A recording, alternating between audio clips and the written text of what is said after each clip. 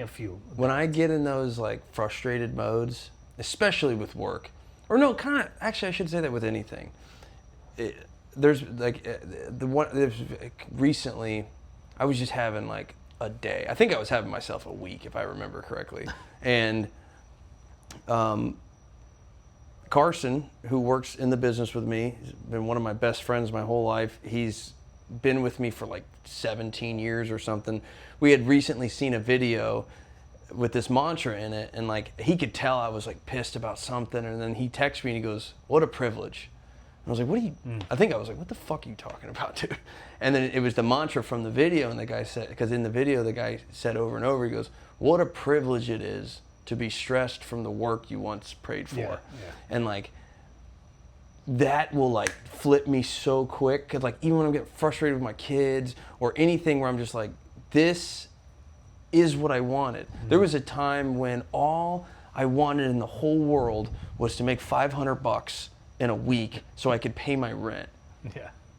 Like, and then I would think like, one day I want to build a business and I want to be not on the truck. I want to have employees. I want to work in the office. I wanted to build a business, and then with it comes some stress. But then like, yeah, when that stress is there, if I can remember like what a privilege it actually is to have this stress. Yeah. Because this is what you worked for. Right. It's not always going to be perfect. That will flip me quick. Yeah, for sure. So it's just to stay like centered and to stay grounded. When it is hard, in certain times, but to always like try to bring yourself back to that point is really important. But that's why I think that happiness is something you allow. Okay. That's really, I think, to wrap that all up, yeah. the full circle, like that to me is like kind of how I answered that question, is because like That makes sense. I allow myself to let it go. I think it's a lot of perception and be content. as well. Yes. Like how you view things. But you're not going to build your life you're not going to build towards something and just be like, now I'm happy. It just doesn't work that way. Yeah.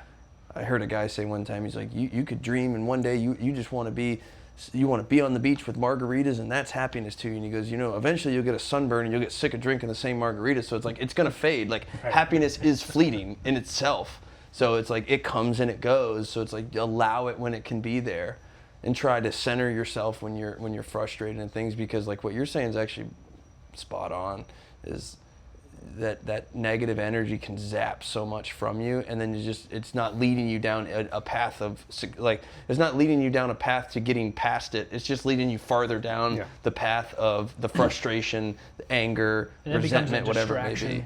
Now you're distracted. Yeah, it makes sleep a little bit harder. You wake up still thinking about the same thing. But then you might do something else that you regret, and then maybe you're not present for your family. Like, I don't know, maybe you're at your kid's ball game or something, and you're just so worked up and you're so frustrated and you can't even be present for your kid, and the kids always feel that. Oh yeah. Like, they know. Oh, I've had the nights where I have something going on and my wife will come in the room and she'll see me, she's like, "What is going on with you?" And I'll be like, "Oh, I'm sorry. I was staring at the wall for the last 45 minutes, deep in like thought of like frustration or like trying to get past something." And it's like, but I would much like, being present is being content. And it's like, when you're frustrated, you're never present. Yeah. You're literally in whatever's got you frustrated. Yeah. And like, frustration is the opposite of happiness. I'm basically just like a walking zombie. Like when something's like, because my brain is going like real fast, but I'm cool, Like on the outside, I'm not cool. Like, I don't want anyone to ever see me sweat. So like from the outside, like people may not know.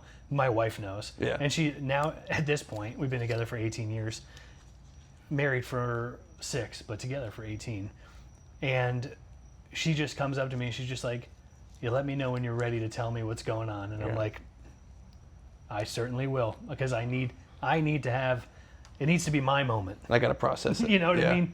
And then I will just give the SparkNote version. She's a great sounding board, helps me through whatever it is, and move on. Yeah, I like that. You know what I mean? Yeah. That's great. I don't have a poker face. When I'm dealing with something, I can't hide it. It's not a good quality. I always grew up just like don't let them see you sweat. It's always like kind of like my mantra. Just like be cool. Because I see guys out there like that are way more successful than me, with way more on their shoulders, assumingly, and like they seem like really cool from the outside. And it's like, that to me is just like the most badass person that you can be. Is like dealing with things, like handling your stress and not letting it affect other people if you can, and just like being cool and just like not making different decisions, like still just being yourself, focused, but the stressors are there pulling at you, but you're cool as a cucumber. Like, to me, that's just like, I think that's really cool. I spend a lot of my life working on ways to not be stressed, because I think for me, I'm the opposite. I don't deal with stress well, so I focus on working out that I don't have stress. So like, I know certain situations will stress me out, so there are those times where it's like, I'm gonna swallow the frog. I'm gonna deal with it as quickly as possible, because like, I can't sit with stress. Or I work out religiously, and a part of that is like, I don't like stress. Yeah. The way that I eat, the way that I try and sleep, like I do a lot of things where I'm just like, I don't deal well with stress, so I try and mitigate it everywhere I can. Yeah. And then same, like Those are all real things too. Like, being active is Oh, a yeah. total stress reliever. Like, go outside. If you're really stressed, go outside and go into a dead wind sprint. Yes, I was and just tell gonna me say in the that, middle just of run, that if you're thinking about the stress, because like when your lungs are burning and your legs are on fire and you're just like, when is this gonna end? Just The focusing on last your thing you're breathing, thinking basically. about is stress. Yeah. Or anxiety or anything. It's like you don't have the time, or your brain, your body, none of it has the mental energy to deal with the BS that you're creating in your mind while your body is working at that capacity. Yeah, get on an assault bike and just go full speed, or just go out on the street and just go running as fast as you can. And you'll be amazed at how quickly like some of that will just melt off. Well, yeah, but there's no question. You know what the other there's also, if you ever look at like an old picture, like there's these old pictures from like the 1940s or something, and it'll be like New York City, and it's just like littered with people.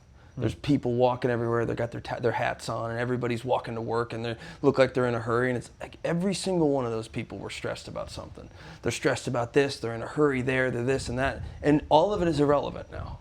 And like our lives are the same thing. It's like if something you're stressed about right now, one, it probably won't even matter tomorrow, but most likely no matter what, it's definitely not going to stress you out 2 months from now, a year from now. And that's like, this too shall pass. Like it always does pass. It's really hard to like think like that when you're dealing with it. It is, yeah.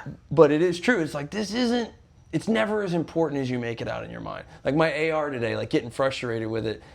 2 months from now, it's all going to be, I'm going to have new things to worry about. You know what I mean? Yeah. So that, I mean, a lot of it will probably be resolved as well. To talk about like the stress thing, for like anxiety and stressors, if you just sit with it, it'll never go away. Like you have to take action. Like those are actionable items. Yes. Like stress, anxiety, like being uncomfortable, like anything that kind of throws you off and makes you feel weird, like it must be actionable. Like work towards it. Run as fast as you can towards it. That's for me. That's what I'm talking about, swallowing the frog. Yeah, it's like you do something now. Move towards changing it. Yes, and that's really what I found to be most effective, just releasing the anxiety. Because if you just sit with it and you just try to ignore it, it's not going to go away. You know, like a bad phone call. Like if I'm like there's times when I know I got to make a hard phone call. I can't sit with it.